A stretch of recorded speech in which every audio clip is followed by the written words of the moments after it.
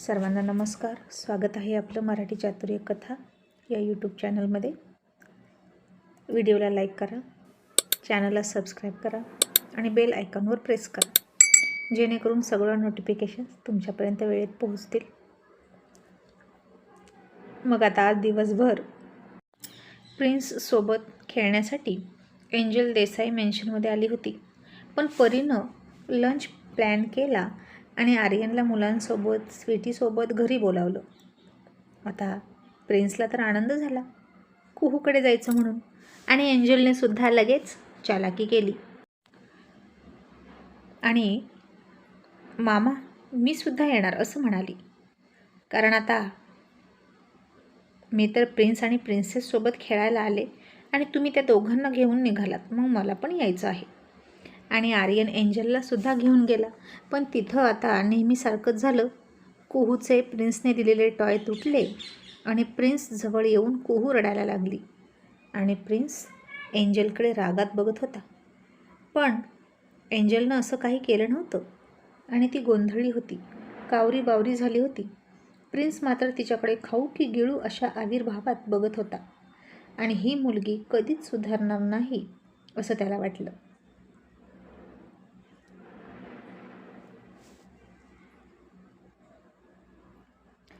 आणि एंजल म्हणाली, प्रिन्स तू माझ्याकडे असं का बघतो? मी काही नाही केलं, मी ते टॉय तोडले नाहीत. आणि प्रिन्स तिला म्हणाला, एंजल तू काही बोलूच नको, तू कशी आहेस मला माहीत आहे. हे तू आज नाही करत, कायम करत आली आहेस. एंजल आता मनापासून म्हणाली, नाही प्रिन्स, खरंच मी नाही हे केलं. हवं तर तू प्रिन्सेसला विचार, मी इथे आल्यापासून तिच्यासोबत आहे. तरीही प्रिन्स तिच्यावर चिडला आणि तिचं काहीही ऐकून नाही घेतलं. त्यानं सरळ कुहूचा हात पकडला आणि तिला म्हणाला, मी सेम टू सेम दुसरं टॉय तुला आणून देतो, तू रडू नको. आणि तिला तिथून घेऊन गेला. आणि एंजल पुन्हा एकटी पडली. कुहूला मात्र फार आनंद झाला होता. प्रिन्सेस एंजलसोबत थांबली, कारण तिला कळत होतं की एंजल आपल्या आत्याची मुलगी आहे, आपण तिच्यासोबत थांबलं पाहिजे. आणि प्रिन्स मात्र कुहूसोबत फिरत होता. आणि आता एंजल फक्त दूरवरून बघायची त्या दोघांना. पण एंजलची हिंमत नव्हती प्रिन्सकडे जायची आणि त्या दोघांच्या मध्ये मध्ये करायची. पण आता तिला एक कळत नव्हतं की यावेळी ते खेळणं मी तोडलं नाही, मग तोडली तर कोणी? आणि एंजलसुद्धा कन्फ्यूज झाली होती. मग इकडे त्यांच्या पॅरेंट्सच्या म्हणजे स्वीटी, आर्यन, परी आणि ऋषी यांच्या गप्पा सुरू होत्या. आणि आर्यन हसून म्हणाला, मिस्टर ऋषी, मी असं ऐकलंय की मी असं वाचलंय की तुम्ही यावर्षी पोस्टिंग अँड ट्रान्सफर दोन्हीमध्ये आहात. मग तुमचा काय प्लॅन आहे? ऋषी हसून म्हणाला, प्लॅन काय असणार मिस्टर आर्यन, वरून ऑर्डर येईल तिकडं मी जाणार आणि कुठेही असलं तरी मी माझी ड्युटी निभावत राहणार. पण आता अर्जुनने इथेच त्याला पोस्टिंग द्यायला सांगितलेलं आहे हे सिक्रेट फोडलं नाही, आपल्याला काही माहीतच नाही असं समजून गप्प बसला. आणि परी म्हणाली, हो ना ऋषी, त्याची ड्युटी करतो आणि मलाही माझी ड्युटी करावी लागते. आणि स्वीटी म्हणाली, परी तुलाही एकटीनं सगळं हँडल करायला त्रास होत असेल ना? परी हसून म्हणाली, त्रास नाही गं, हे सगळं मी स्वीकारले, मग त्रास कसला? पण ऋषीची काळजी मात्र लागून राहते, त्याचं मिशन थोडे रिस्की असतात ना. आणि मी त्याला आत्ता म्हणते की तू या मिशनवर जाणं बंद कर, दुसरं कोणते तरी ऑफिसर अपॉइंट कर, पण तो ऐकतच नाही. आर्यन म्हणाला, परी ऋषीसारखी हुशारी दुसऱ्या ऑफिसरमध्ये असणार आहे का? तर अजिबात नाही. आणि ज्याचं त्याचं काम ज्याचं त्यालाच जमतं ते कॉपी करून येत नाही. ऋषी म्हणाला, yes thank you so much mister Aryan, माझी साईड घेतल्याबद्दल. आणि मी हिला कितीतरी वेळा सांगितलं आहे की या कामामध्ये जितका जास्त एक्सपिरियन्स असेल ना, तितकी जास्त जबाबदारी वाढते. नवीन लोकांना शिकायला वेळ जातो आणि म्हणून माझीच वारंवार या मिशनसाठी निवड होते. परी म्हणाली, असू दे, तू माझं ऐकणार नाहीस, मला माहीत आहे. पण ऋषी, मुलांजवळ थोडंसं थांब, कुहू आणि क्रिश तुला मिस करतात, अशावेळी मी काय करायचं? तुझ्यासोबत धड फोनवर सुद्धा त्यांना बोलता येत नाही, कारण तुझे फोन इथेच असतात, नवीन नंबर घेऊन तू गेलेला असतोस आणि तू स्वतःहून सुद्धा फोन करत नाही. तुझ्याशी कॉन्टॅक्ट कसा करायचा हे कळत नाही. तू जेव्हा परत येतोस काहीतरी वेगळं रूप घेऊन, वेषांतर करून, तेव्हाच आमच्या जीवात जीव येतो. आणि आता हे ऐकलं आणि खरंच स्वीटीला वाटलं की ऋषीचा जॉब रिस्की आहे आणि आता आपला आर्यन बिझनेसमन आहे, तो कायम आपल्यासोबत आहे हेच बरं आहे. आणि एक प्रकारे ऋषीविषयी तिच्या मनात आदरही निर्माण झाला आणि त्याची बायको आहे म्हणून स्वखुशीनं त्याच्यासोबत लग्न केलं म्हणून त्याच्यासोबत लग्न करून संसार करण्यात किती रिस्क आहे, किती जबाबदाऱ्या एकटीने स्वीकाराव्या लागतील हे माहीत असूनही त्याच्यासोबत लग्न केलं म्हणून स्वीटीला परीचंही कौतुक वाटलं. आणि परी म्हणाली, मला माहीत आहे आता हे सगळं, पण असं वाटतं की तू इथेच नोकरी करावी, रोज घरी यावं. वयाच्या एका टप्प्यानंतर स्थिर असावं माणसानं. ऋषी, चिकू मी बरोबर बोलते की नाही तूच सांग. त्याला काय याच्या हायकमांडला सांगायला होतं की मी आता सिक्रेट मिशनवर नाही जाऊ शकत. मुंबईसारख्या लोकसंख्येनं गजबजलेलं शहर सांभाळतो हेच खूप आहे. आणि आर्यन हसून म्हणाला, परी आय ॲग्री. वयाच्या एका ठराविक टप्प्यानंतर माणूस दमतो, तो नाही जाऊ शकत इकडे तिकडे. पण तू समजून घे मिस्टर ऋषीच्या स्टॅमिना अजून आहे आणि त्यांच्यासारखा सोल्जरनं एवढ्या लवकर हार मानायची नसते. मिस्टर ऋषी अजून 10 वर्षे तरी तुम्ही आरामात तुमच्या सिक्रेट मिशन करू शकता, याची गॅरंटी मला आहे. तसा ऋषी आता खूप हसला आणि मला थँक्यू सो मच. आणि परी म्हणाली, चिकू खरं तर मी तुला लंचसाठी इन्व्हाइट केला होता कारण तू काहीतरी 2 गोष्टी याला समजावून सांगशील म्हणून. तर तू त्याच्याच बाजूने बोलतोस का? तुझ्याऐवजी अर्जुन अंकल बोलवले असते तर परवडलं असतं. त्यांनी काहीतरी 4 शब्द यांना समजावून सांगितले असते. आणि आर्यन आणखीनच हसला आणि म्हणाला, आर यू शुअर की डॅड तुला हवं ते बोलले असते? आणि हो हो म्हणता परी नाही म्हणाली आणि हसायला लागली आणि म्हणाली, नाही, अर्जुन अंकल इतरांना वाटेल असं कधीच बोलत नाहीत.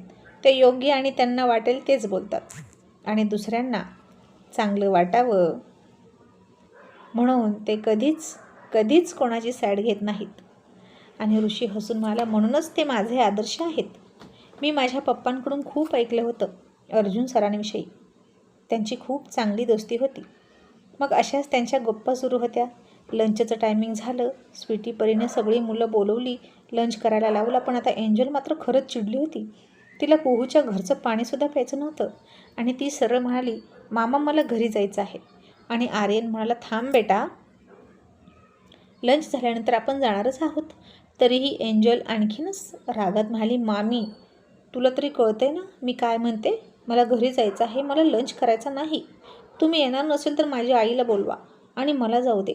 आर्यन आणि स्वीटीला कळेना की ती अशी का बोलते.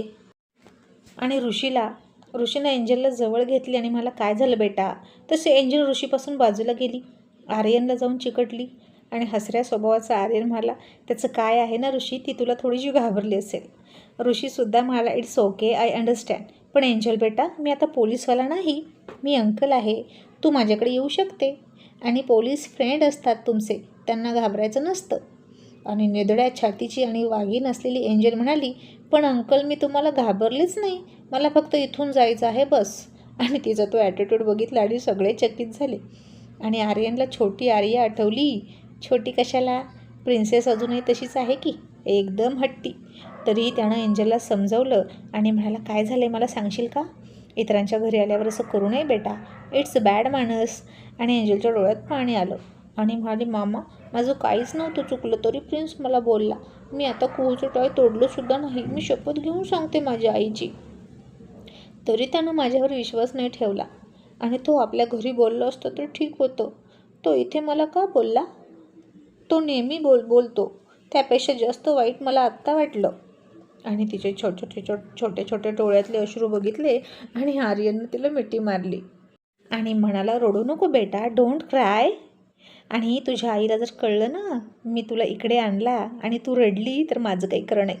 लहानपणापासून जितक्या राख्या बांधल्यात ना तिनं मला, त्या सगळ्याचा हिशोब मागेल तुझी आई. रडू नकोस बेबी. आणि कशीबशी त्यानं एंजलला समजवली. पटपट लंच केला आणि सगळे निघाले. आणि इकडे देसाई मेन्शनमध्ये सुद्धा आर्यानं, इंद्रानं, तन्वी, अर्जुननं लंच केला आणि आपल्या आपल्या खोलीत आराम करत होते. आणि तन्वी अर्जुनकडे गेली आणि म्हणाली, अर्जुन तू खरंच प्रिन्सेसला मनापासून माफ केलंस का? आणि अर्जुनने पुस्तक मिटवलं आणि म्हणाला, नाही, माफ करून काय करू?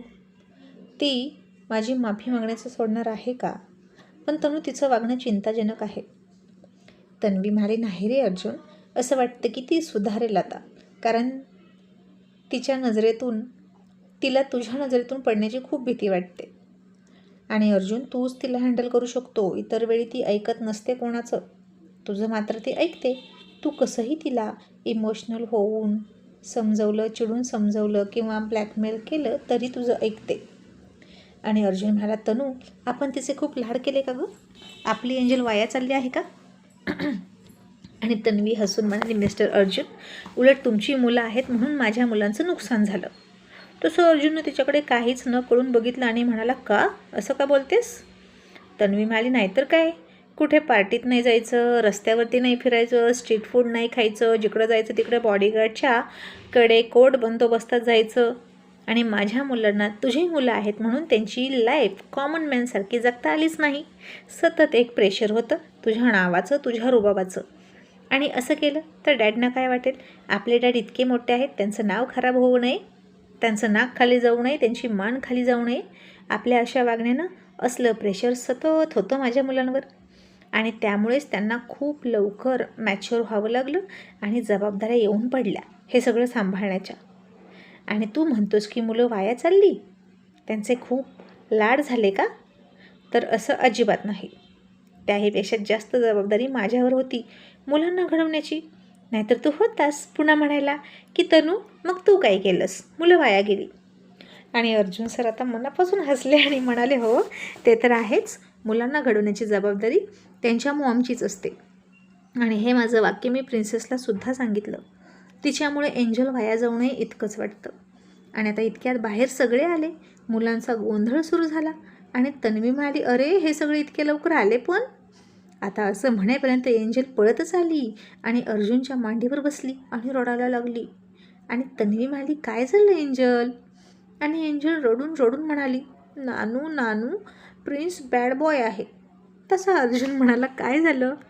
आता काय केलं त्यानं? एंजल म्हणाली, आधी मला प्रॉमिस करा की तुम्ही त्याला खूप पनिश करणार. तो बॅड बॉय आहे, गर्लसोबत कसं बोलावं त्याला कळत नाही, तो मारतो पण मला. आणि तन्वी हसून म्हणाली, एंजल बेटा, तुझ्या नानूला सुद्धा कळत नाही की गर्लसोबत कसं बोलावं. आणि अर्जुन सरांनी तिच्याकडे खटाळपणे बघितलं आणि म्हणाला, जाणे मन तुला नंतर बघतो, आता हिचं बघू दे. आणि एंजल तिच्या मतावर ठाम होती. तुम्ही प्रिन्सला पनिश करा माझ्यासाठी असं म्हणाली. आणि अर्जुन सर म्हणाले, एंजल बेटा, तुला माहीत आहे ना, दोघांची बाजू ऐकून घेतल्याशिवाय मी पनिश करणार नाही. आणि एंजल म्हणाली, नानू, यावेळी मी काहीच नाही केलं तरी प्रिन्स मला बोलला, आणि आता तुम्ही त्याला पनिश करा तर मला बरं वाटेल. तसं आता अर्जुन सरांनी तन्वीकडे बघितलं आणि म्हणाले, बेटा, पण मॅटर काय आहे ते तरी सांग. आणि एंजलनं तिथं काही घडलं ते सगळं सांगितलं. आणि माझं काहीच चुकलं नव्हतं तरी मला बोलला, म्हणून तुम्ही त्याला पनिश करा असं हट्ट धरूनच बसली. आणि आता अर्जुन सरांसमोर पेच निर्माण झाला. आणि आता कोणाची साईड घ्यायची, प्रिन्सची की एंजलची, असा यक्ष प्रश्न त्यांच्यासमोर उभा राहिला. आणि आता एंजल काय गप्प बसती होय, आधीचीच खूप आगाऊ होती. सरळ अर्जुनच्या हाताला पकडला, ओढत ओढत सोफ्यावर हॉलमध्ये घेऊन आली आणि मोठ्याने कमरेवर हात देऊन म्हणाली, प्रिन्स, प्रिन्स तू इथे ये, आता नानू तुला पनिश करतील.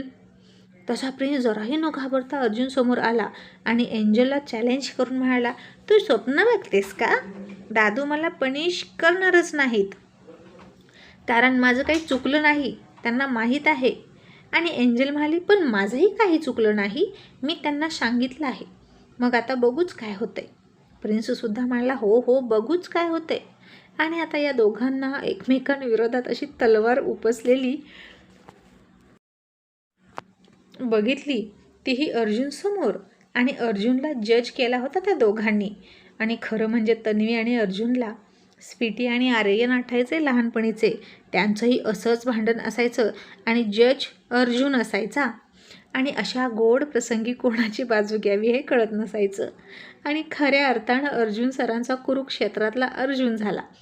मग आता अशा स्वीट प्रसंगी नेहमीच अर्जुन सर काय करायचे तेच त्यांनी केलं आत्ताही. आणि त्या दोघांनाही म्हणाले, मी काय म्हणतो, तुम्ही दोघांनी एकमेकांच्या विरोधात असण्यापेक्षा एकमेकांच्या बाजूने का जात नाही? प्रिन्स बेटा दादू थकले, एंजल बेटा नानू थकले असं म्हणून अर्जुन एका सोफ्यावर पायाची घडी घालून बसला आणि त्यानं इथे चाणक्य नीती वापरली आणि म्हणाला, 2 पार्टीतलं युद्ध मिटवायचं असेल आणि आपली सुटका करून घ्यायची असेल तर हे बेटर आहे की तुम्ही दोघे एकाच पार्टीत जा, जसे स्वीटी आणि आर्यन गेले तसे. आणि एंजल नाक फुगवून म्हणाली, अजिबात नाही, त्यानं माझ्या बाजूला यायचं, मी नाही त्याच्या बाजूला जाणार. असं म्हणून तिच्या बाजूला सोफ्यावर बसली आणि प्रिन्ससुद्धा त्याच्या पाठीमागचा दुसरा सोफा पकडून म्हणाला, मी पण नाही जाणार तिच्या बाजूने, तिने माझ्या बाजूला येऊन बसायचं.